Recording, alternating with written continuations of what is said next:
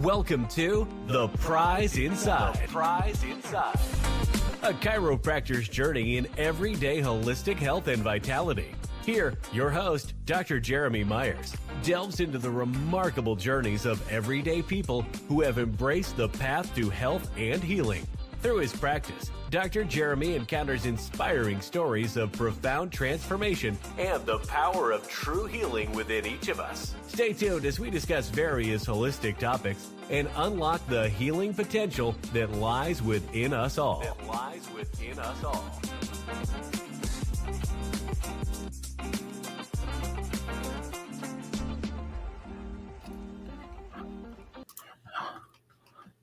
All right. Welcome, everybody. How's it going tonight? Tonight's going to be pretty fun. We are going to talk about something called anticatarrhals. Anticatarrhals. So however you want to say that, you'll really like what this one is. We will go through the discussion of it, and I love when it gives us crazy names. Thank you, Jess, for being already in. I love this kind of stuff. So every few weeks, we go through another one. The reason I do that is to make sure that we're not just focusing on just herbs, right? So we got to make sure that our holistic body isn't just about like what we can put in, right? We want to make sure we're living at that best moment. Herbals are freaking amazing. For those that are out there, it's almost time. I'm hoping to get some videos of. We're doing something this year. I want to focus. So each year when you do a garden and those kind of things, my biggest focus has always been on getting my sauerkraut recipe down to like sweet. And most of you know, the one I learned on is called I'll put it in the chat actually.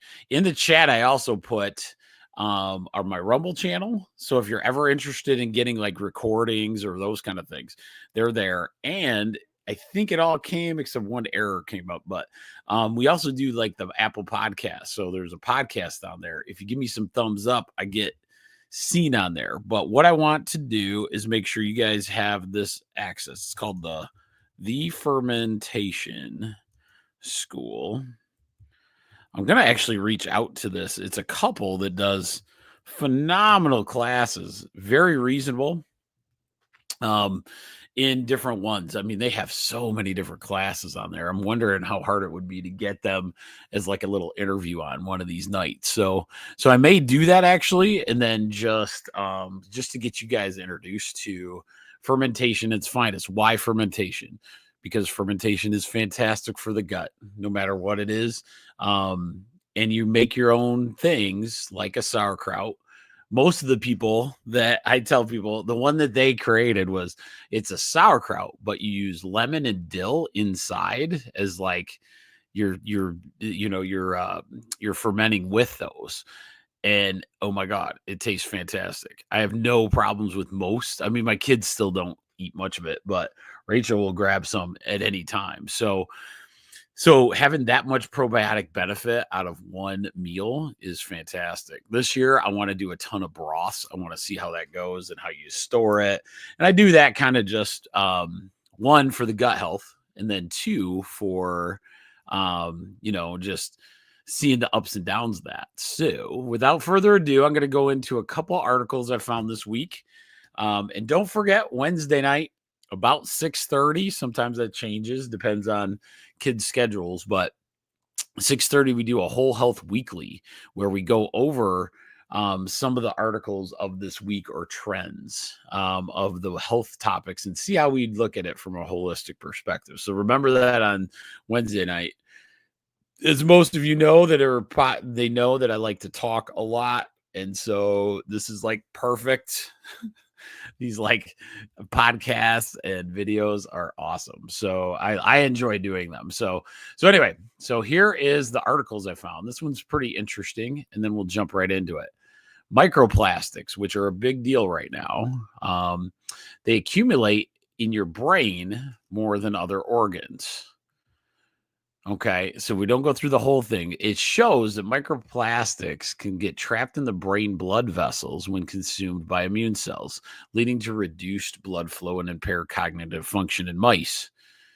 And we get a ton of microplastic contamination in a lot of different things. So it's really, really important to understand getting good good water sources, right? So getting those kind of things, clothing. There's a lot of things that those microplastics. We'll probably go into that a lot because it's inherently in so many things. But just remember, the cleaner you can get it, the better chances you have, right? So remember that one. And it's a very big concern that microplastics are making your brain more than any other part of the human body. And this one's kind of interesting. I like this one. Can eating more veggies prevent you from going gray? Huh. Maybe I need to eat more veggies. I'm getting a little gray. Gray results from declining stem cell function of the hair follicles, specifically when the keratinocyte stem cells and melanocyte stem cells stop working together effectively. Luteolin, a flavonoid, which is a element of any kind of or plant, right? A flavonoid is found in common plants, prevents graying by protecting the stem cells from oxidative stress and maintaining their collaborative function. So it's luteolin, and it is in, let's see. So these are the things you want to increase if you're worried about some grays: celery, parsley, thyme, peppermint, broccoli, green peppers, and some citrus fruits. So we don't go totally into them tonight, but if you're ever interested, remember too, if you have any comments or like discussion points, just make sure you're putting them in the comments, because I love discussion and making sure that you guys get that. Okay. So without further ado, let us talk about this crazy world. This crazy word is Anticatarrhal. Anticatarrhal. What is it? What are we talking about? And I think this is a perfect time of year to be talking about these bad boys. All right. So what are we going to go over tonight? What is an anticatarrhal? And what does it mean to you and your family? Because this one's a pretty big one that way. How do these herbs get it done? And what are the herbs you can count on for this? Okay, so here's the biggest question in the room. What is an anticatarrhal? An anticatarrhal is something, usually a substance or remedy, that helps reduce or relieve catarrh, okay, which is inflammation of the mucous membranes, often in the nose and the throat, leading to excess mucus production, okay? So most of the time we focus on what? Sinus and mucus and all that stuff, and our sinuses get plugged up, when in fact that mucus gets increased based on inflammation. Okay, so that's pretty big to know. In simpler terms, it's something that helps clear up a stuffy nose or congestion caused by colds or allergies. All right, so tonight is going to be big because we're going to go into, some good herbs. Obviously, that's what most of you are here for, but we want to make sure we have different, every piece, to it. And you'll be shocked at like some of this stuff that we uncover today, because most people have these sinus things and don't know where it comes from. So other than allergies, that's what everybody thinks. Okay, so that's what it is. So the anticatarrhal are the herbs that get rid of the sinus mucusy issue. Okay, there's a lot. There's some good ones in this category, guys. So how does sinus congestion? So let's start with that. So how does sinus congestion start, and how come mucus gets out of hand. So these are some quotes from some articles from Dr. Mercola's site, because I was like trying to find a good explanation. Mucus is composed of water substance and a sticky substance. Together, act like a flypaper to capture dirt, debris, and pathogens, and sweep them into your stomach, where enzymes inactivate them before being eliminated through the digestive tract. So that should tell you a lot. So it's part of your digestive system. Big, big key there. Okay. No matter what, even the ones in your nose, guys, it's part of the digestive system. So just remember that. Most people don't talk about nasal mucus, which may mean they don't have a lot of information about how integral it is to health. In addition to producing mucus, your nasal cavity also has its own microbiome. Hear that one. It has its own microbiome, just like your gut does, that helps prevent natural and provide natural protection against pathogens. It's a lubricant that keeps tissues from drying out and provides a line of defense against these pathogens, dirt, debris, and other environmental toxins. So before we go on, we want to make sure that we understand what we're talking about holistically. So mucus in your nose, in your sinuses, they are there specifically to protect you from the dirt and the crap that comes in through that area. One of the problems we have is like we want it perfect. We want no sinus or mucus, when in fact, sometimes it's absolutely the thing that needs to happen. It's when it gets out of control, it can be a super big issue, right? And we see it all the time. So how do we do this? How do we attack this thing? This mucus, we want it to be like a perfect enough mucus, just enough, not overkill, so it doesn't cause us problems and pain and those kind of things. Okay, so let's go into the next part. And please, if you have questions, put it in the chat if you're good at that. I know sometimes it's kind of, some of you aren't probably used to like putting anything in the chat, but go ahead and do it because it is worth it to me. Okay. All right. So this is from a doctor. His name is Dr. Joseph Stromberg. He's an ear, nose, and throat guy. So I thought this would be a good thing. Why does your nose run? That should be a good question. Your body produces the same amount of sticky mucus, but can increase the amount of watery substance that is produced during an inflammatory response. Inflammation from a cold or allergies can increase the amount of serous fluid, which is the watery substance, produced, which results in a runny nose. When you take an antihistamine, it reduces the amount of water, but not the amount of mucus. So the mucus gets thicker and drier. When you're outside in the cold, the tiny little hairs, the little cilia, become less active. So mucus is not swept to the back of your throat, but instead drips out of your nose. So that's why you get runny. So you have two different solutions of mucus, or the sinus, right? Or boogers, whatever you want to call them. Snot. So snot is made up of a mucus material and a watery material. And when your watery material gets out of hand, that's why it runs. Okay, here's an interesting thing from that same doctor. Snot actually doesn't make you stuffy. Seasonal allergies and colds also trigger a stuffy nose, which is not the result of built-up mucus. This is going to get interesting, but rather swelling in response to inflammation or dry conditions. The swelling happens along the nasal turbines that line the nasal cavity. Okay, so that requires some explanation. The inflammation that it's the same idea, guys, as like if you hurt your back and you sprain your back. The sprain of your back causes this inflammation to come in. So all of a sudden that inflammation doesn't allow things to pass. It's trying to do its healing, but it has so many cells in there, it inflames the area. The same thing happens with your sinuses. Okay. So especially in those big sinus areas, You're not producing too much, but the only way to get relief a lot of times is get rid of the sinus mucus stuff that you currently have. Because when your nasal cavity and your sinus cavity gets inflamed, has no room for that mucus to go. Hopefully that made sense, because that makes sense to me a lot. Okay. So now we're going to talk into some of the causations of why this could happen. Okay. So this is one of them. So don't think this is just it. Okay. So you might be.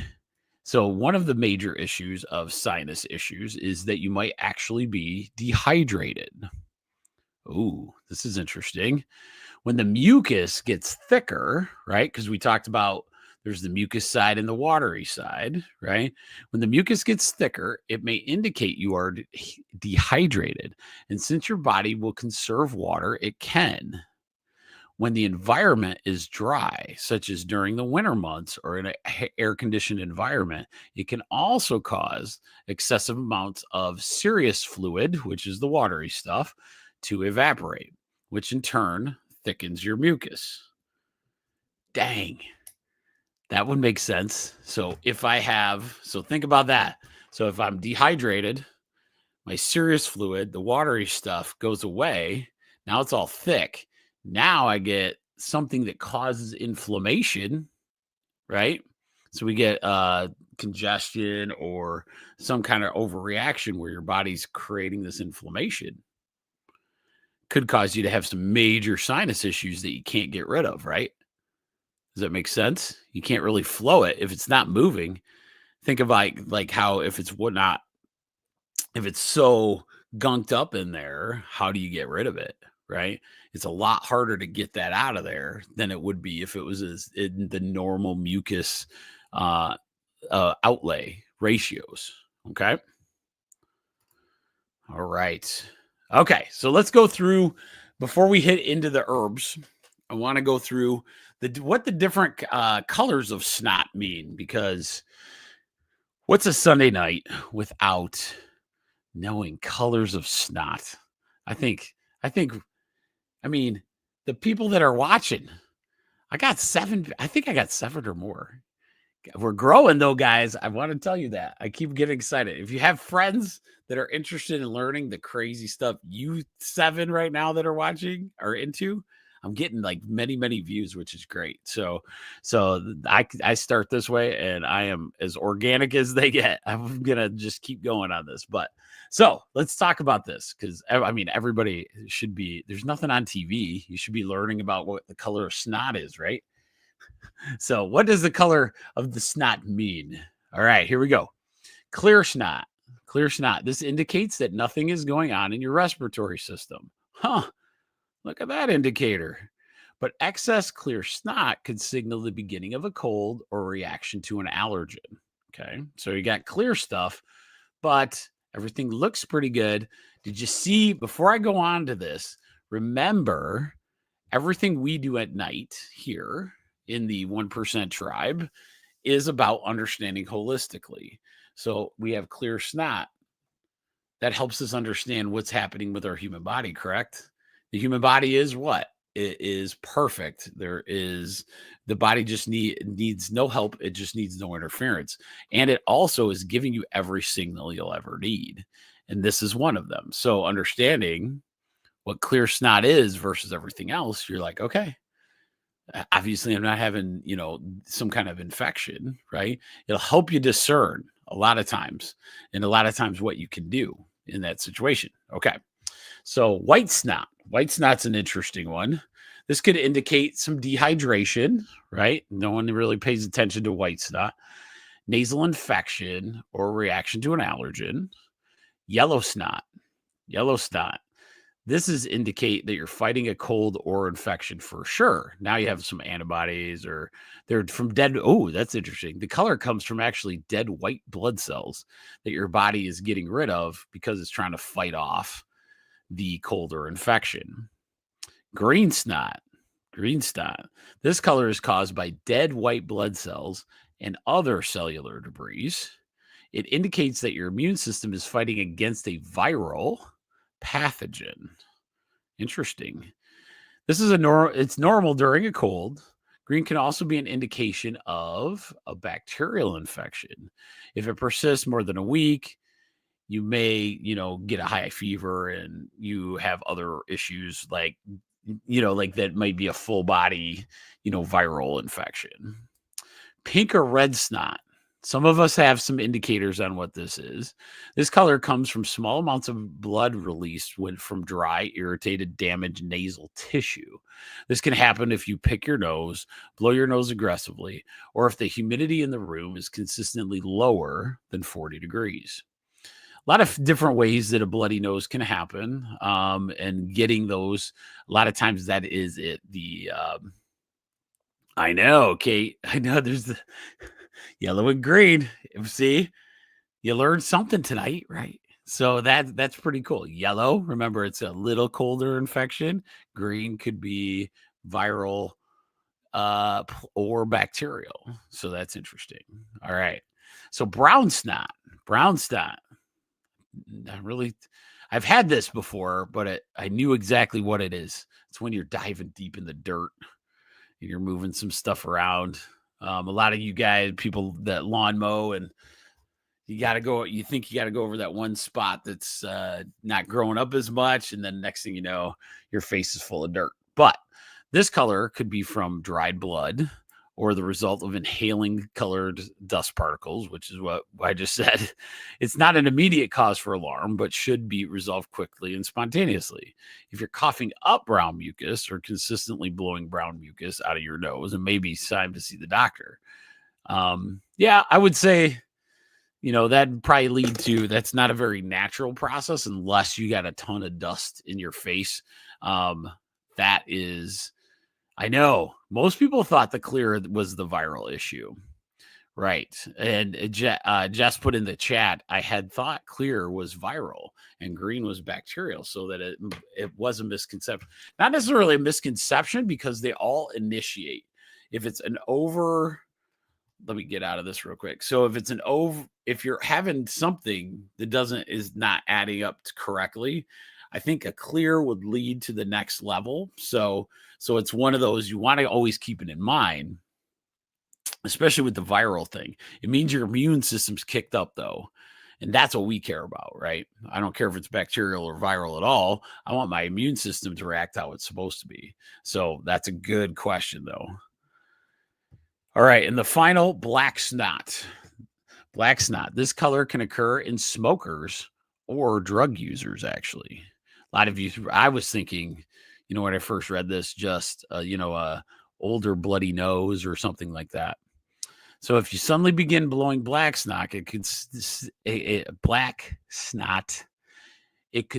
a fungal infection, which is a strong indicator that you better get in. So black snot that's probably one of the more serious ones that you see. Except for in a bloody nose situation where it's like the dried blood black situation. Okay. But we're going to talk about some things with the nose that we need to talk about within, the herbal world and medical world tonight. Okay. So tonight, before we get into the final piece, which is going to be the herbs. Okay. Hopefully you're enjoying this tonight. But one of the things that we have to talk about is one of the most addictive things on the planet is anticongestants. No one says it. No one ever brings it up because the sinus infection gets so serious, a lot of people will just do it. And you're going to notice it's really, really difficult. And we'll go through why these things have issues, and you get addicted to them. Okay. Oh, I'm going to read Jess's comment real quick. I wouldn't go to, wait, let me see. Oh, Jess, I'm going to use it. I'm putting you up there. I wouldn't go to the doctor when I thought it was a viral because unless you do an antiviral quickly, it will not help. And of course, antibiotics doesn't take care of a virus. Correct. That is cool. I didn't know I could do that. All right. I can show the there. That's even better. Okay. So she is correct. That's why most doctors just say go home. Even my medical doctors are like, no, I don't know. There's not much I can do. Go home, eat well, don't do a lot of sugar, do some vitamin D, C, and zinc most of the time with any kind of viral situation. They can't. Antibiotics are for bacterial infections, which are much rarer, I think, than a viral infection. One reason that we have the antibiotic problem we have currently in our society is they want something when they go to the doctor. And instead of wanting something, we really, really need to understand what we have so that we can go home and do those kind of things. Okay. So let's talk about these decongestions, because this is a problem. All right. And I want to, there's literal parts of hospitals that take care of the addiction of these anti-decongestants. Maybe no one's seen them in their family. I certainly don't see it very often, but I know of it from, school and the herbal situation. That's why tonight will be hopefully really hopeful. Same author that I got from the other guy. His name is Joseph Stromberg again. Major problem with decongestions. And I want to show you why. This is one of the most unknown addictions in our society. They call it, he's calling it nose heroin. Afrin is what this one's called. All of the decongestants have some form of this. The active ingredient in nasal decongestant spray, Afrin, we shouldn't even use the word, it's probably not just Afrin, right, is oxymetazoline, which Ellis states is not just habit forming, it's totally addictive because the lining of the nose becomes completely dependent on it. The drug works by cutting down the blood supply to the nasal turbinate. So the nasal turbinate, you have all these different internal cabinets or these different caverns that are in your nasal area. And when you get that blood supply reduced, it's have a hard time healing. Okay. So, but once it wears off, the turbinates swell even larger than they were before, causing many people to become dependent on the drug. Once you start spraying, you cannot stop, Ellis says. If you go more than 3 or 4 days, the nose becomes so dependent on it that it's almost like heroin. Okay. So just remember that when we have these. The bottle does have a warning in fine print that people should not use the medicine for more than 3 days. But so many people miss the warning that there are structured recovery programs around the world specifically for those needing help with their nasal spray addiction. This is no joke. There's only 8 on here, but if you've seen somebody with this issue, let me know.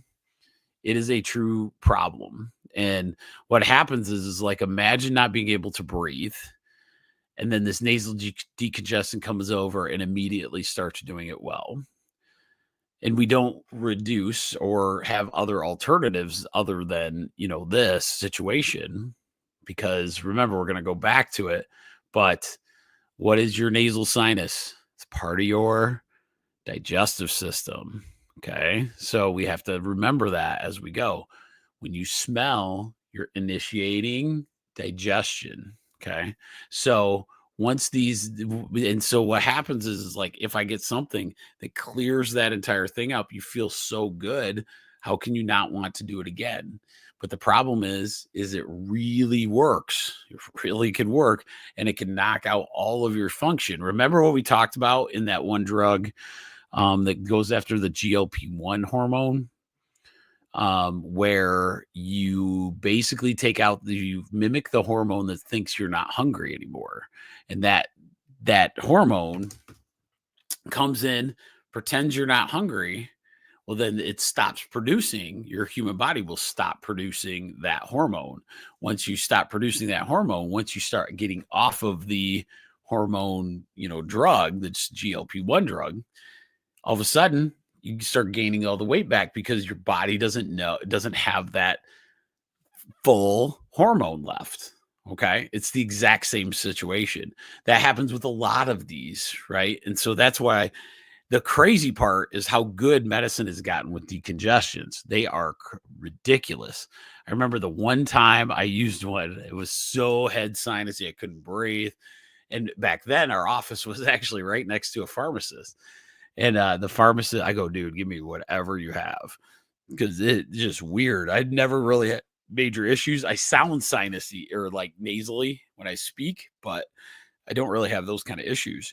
And he gave me something, and I thought it dehydrated my eyes. Like, it was so crazy. I could not believe how fast it dehydrated the rest of my body. I was drinking water for days after that just to recover. But Kate says, ooh, I'll put that up there. This is cool. I can put this. So very true. I once unknowingly overdid it on Afrin as a teen. It was hard to go through inflamed restrictive breathing until I got it out of my system. True story. Holy smokes. And this stuff, that's why tonight is so cool. Anticatarrhals are something that could be so valuable to what, like the suffering that actually happens with these. This is no joke. People can't sleep. I had a doctor I was taking care of for a long, long time. He didn't sleep 2 hours a night without, his sinuses going crazy. His was self-induced. We both knew it. He was super addicted to cigarette smoke, and that cigarette smoke caused the allergy to happen, but he could not sleep. And I felt so bad for him. But okay, so that is my outtake. Make sure you're very, very, very careful with decongestions. They can be super scary, and they just changed the name on them. So just read all the labels and make sure you're good. Okay, here we go. Let's talk about it. It's kind of a short list, but they're super powerful. So we'll talk about that. So let's start with our whole process in sinuses, because I want you to know we have to do something that every 1% tribe night it happens. It happens in the gut. So our gut microbiome, we have to start fixing that. When I did that, for me personally, when my gut microbiome started being corrected, I had no sinus.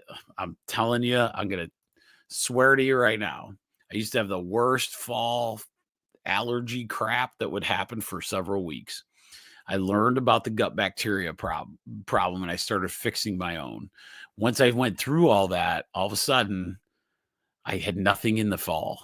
It was amazing. I'd never really had any major spring allergy type stuff, but man, in the fall, it was awful. It's like you're tired all the time. I understand what these sinuses, it's terrible, right? And whatever we can do to give us a process, and that getting your gut microbiome corrected could be really the kicker to the next thing. Because remember, everything I said, the reason it's all happening is what? It's inflammation. It's what part of your body? Your digestive system, because you're trying to bring in through the olfactory nerves, you're smelling.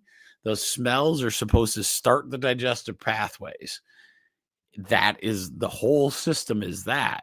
It's just a really far away system that could really kind of screw with you. So getting your gut microbiome correctly, right? So that means eating correctly, less sugar, right? Less processed stuff could be very, very good.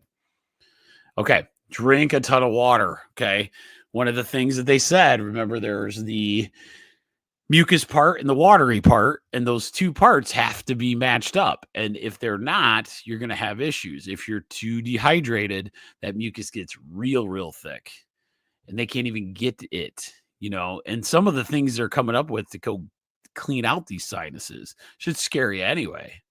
Because I'm like, man, they're going to start roto-rooting the crap out of that, your sinuses as you go. And it feels good for a moment, but what happens if you still have this unbalanced mucus?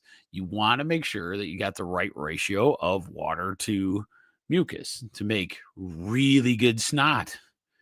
I mean, who doesn't want to have really good snot? So I apologize. I think those two things, just remember, are critical to your understanding. And now, here are the sweet, and we're going to talk about these because there's a couple ways to do this. Okay, so if you want to give me a thumbs up or heart, or like probably do a heart on this one. If you're more of your sinus mucus issue is your ear, nose, and throat. If that is true, then these are your herbs for you. One is called eyebright. It's actually a really good herb. You can do this one, you can do as a tea. And most of these I'm going to recommend highly as you're getting your gut health around, that I would suggest very much starting as a tea. Don't getting into the intense tincture type situations until you're ready for that, and see if you can actually notice a difference. Okay. So these, remember how it works. Okay. So like when we're looking at herbals, when I approach you, if you came in as a patient and we went through the whole breakdown, I would start you kind of, unless it's a very condition where I kind of know we're going to go after some herbs, I would start you on a tea. And a tea, you can get just as much what they call therapeutic dose. You just got to do a lot of it. And so a lot of time, but it's super nice to start with those because you're not like interacting with any major issues, but you can find out if you notice a difference, right? Because it's all about how you feel, not necessarily, oh, this herb didn't work or that herb didn't work. We got to find it. It's the discovery of it that's cool. So the first one's called eyebright. If I have, I'll try to look, see if I can get it. I want to start putting in, give me the plant. Give me an image. Yeah. Okay. I'm going to do something real quick because I'm going to stop the presentation. I'm going to screen share because one of my favorite parts of this entire herbal pathway is this. Check this out. That's what eyebright looks like. How pretty is that? Now, since we're talking, I want to see, can we grow this? Michigan? It looks like we could, but I'm not sure. Eyebright. Let's see. All right. Oh, it's legally protected. Oh, man. Okay, so it's up in the Kennewaw area. Wow, it's in the UP. So I don't know. Let me go back. Can we grow sacred garden? Let's see. I'm sorry for the slowness. I just want to see if I can find something that'll tell me. My guess is yes. I'm gonna try it if it does. Oh, darn it. Sorry, guys. I won't keep you tonight on that part. But eyebright is a fantastic option, and it grows in Michigan. So what would I do? I would try to grow it. Make your own tea, make your own tincture. It's beautiful. It's a beautiful one. Butterbur, we know goldenrod. Goldenrod definitely goes in the old yes, I have actually. Oh, Jess, that is good. She said, have you used GTP for stuff like that? I have another one that I do. I use Grok actually. So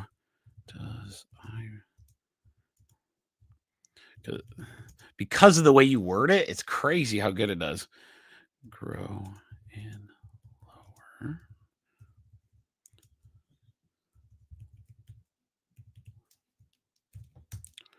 All right. And I would say, yes, it does. Lower Michigan, certain species.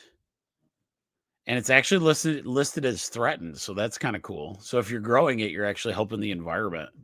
So I would say, like, so remember that eyebright, big one. Butterbur. Let me do the same. Let me ask the same question. Let's see if I can edit my question. Because I'm not sure about Butterbur. Guy, in our area, we are, yep. So Butterbur's another one. So Butterbur, goldenrod. We know sage and thyme will grow.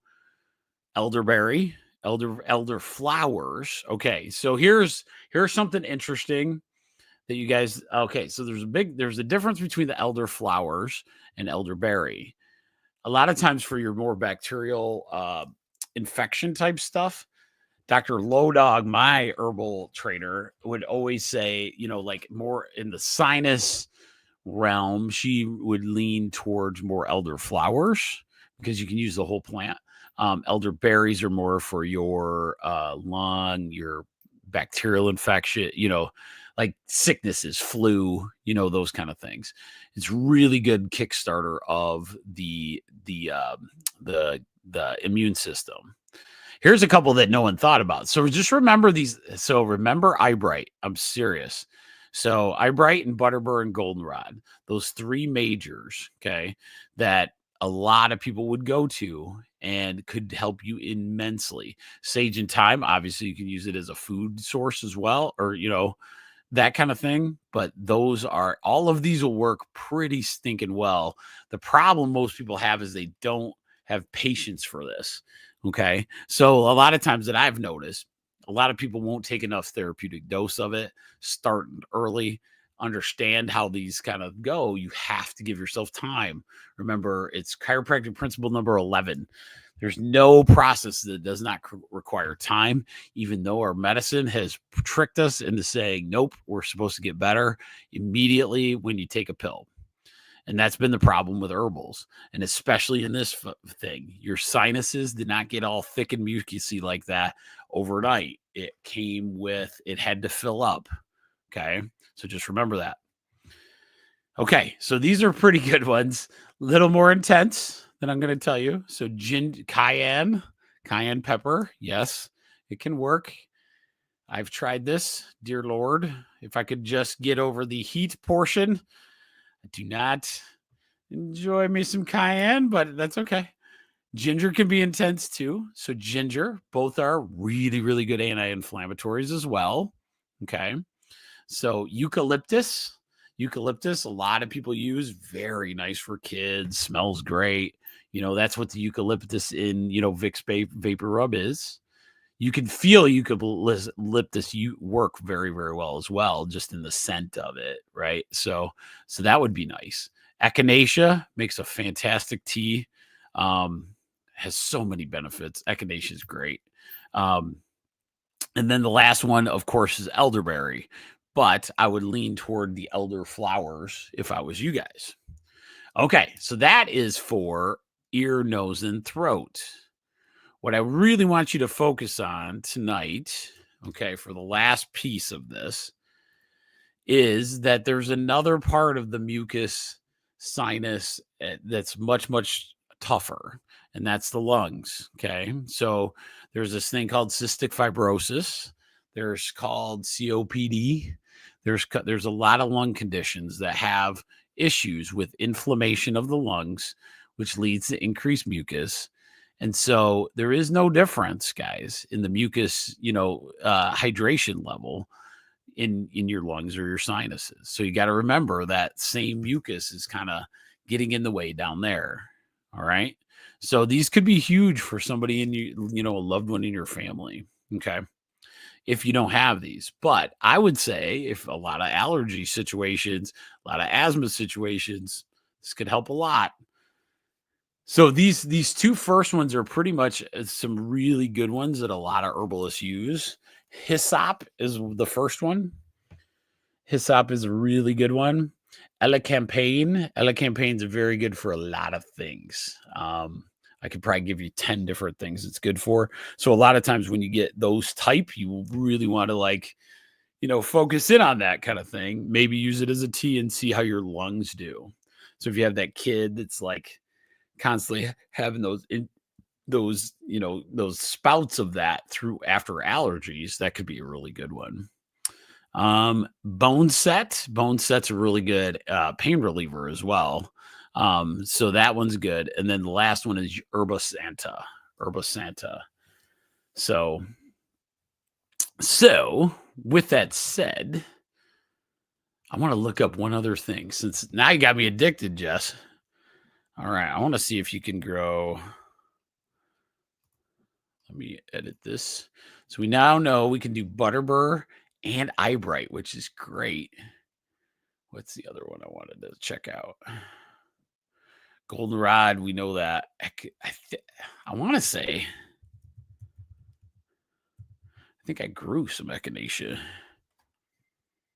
Yeah, see, one of the things you got as we go through this and you're coming along that journey, mullein works. Oh, I didn't put that one on there, Kate. That is a good one. Mulleins actually kind of really good for both. Very good for lung health. It might not do. Tonight was a lot on what they call anticatarrhals. Let me look that up. I want to see what class they put mullein in. Oops. Because I have this giant nerd sheet. Okay.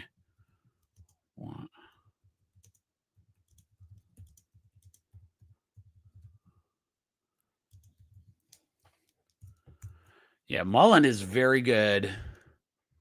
Yeah. Okay. Great question. Because yes, it is. Echinacea is super. So mullein is actually what they call an expectorant. Okay. So a lot of the ones I gave you tonight, the anticatarrhals, are to create the mucus situation to be better. So it's like the anti-inflammatory part. In an expectorant is one that like makes you get rid of the phlegm, get rid of the mucus, and mullein's really, really good at that. I think that was the only other. And of course, it's demulcent, so it's trying to get you cleared. So a lot of times when you're looking at different herbs, you're trying to balance out your mucus first. That's why these anticatarrhals will probably be your number one. But then if mullein would be one where if you have a crappy sinus situation, you may go to that, right, to get the expectorant or the demulcent going. And it's also a fantastic antibiotic. It really is.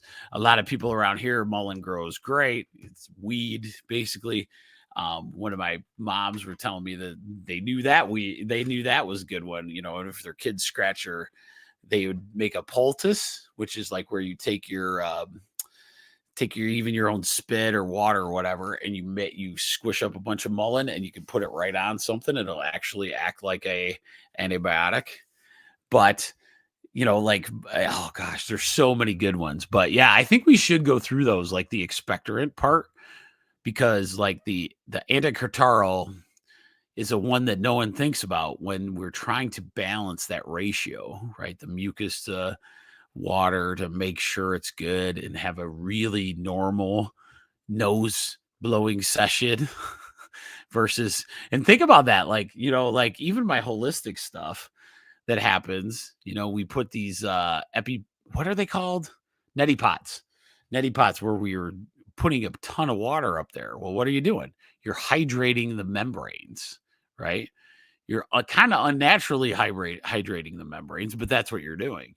So what's another way to do that? Drink a ton of water and get rehydrated, right? One of the biggest things is dehydration. It does not feel like that because your nose is full of junk and you can't breathe. So why would you think drinking more water like you're drowning would help? But that's why, because it's not watery enough to make the move. So hopefully that was super interesting. I think that's all okay, let's go through. Well, oh yeah, I got one more slide and then we will be done for tonight. What are we going to do for a 1% tribe improvement? In my opinion, I would go get some teas of this. Okay. So I would do that first, especially maybe try some Eyebright. Start looking that up. Maybe you'll grow it in it's a very pretty plant. You could grow it right off instead of growing, roses. Maybe you do that. You never know. So echinacea is another one. That grows gorgeously. Rachel kills it over here with all our echinacea, and we've used it as a tea. Start taking it, there's tons of different options for that. And if you have those issues, start now, right? So in Michigan, we have an opportunity. It's still kind of cold out. So the sinus allergy spring season hasn't really hit us yet. So why not get your body ready for that by, taking a bunch of, starting to do the tea aspect. That's what changed my world. I got my gut health right in the spring and the fall. And then I started doing these teas, and not necessarily the tinctures, just getting my body used to these other things, and had clear nose after that for a long time. If you're interested, we have this. I'll put a little QR code in the corner. We have this sweet place. It's like Amazon. It's called Fullscript. There's a little QR code in this very corner. It's a place where you can actually order any of these supplements, and they're vetted by, I think it's 30 naturopaths in there. Same exact price as Amazon. They just have to go through a vetting process to get in there. And what's cool is if you go through that QR code, you can communicate with me directly. So that's really cool. So we can like talk through the app or, those kind of things. So, but hopefully you guys enjoyed it. I enjoyed this one so much. It's like it never ends, man. I cannot wait. Jess will be super happy and pumped about. I'm learning something right now on a lady that's like a super gut health person from a different perspective. I've learned a few new tricks on that as well in the food category. So that'll be nice. But for that tonight, I think I'm going to leave you and see how you do. If you have any questions, please let me know. And you guys have a great rest of your night. Have a good one. Don't forget Wednesday night, Whole Health Weekly.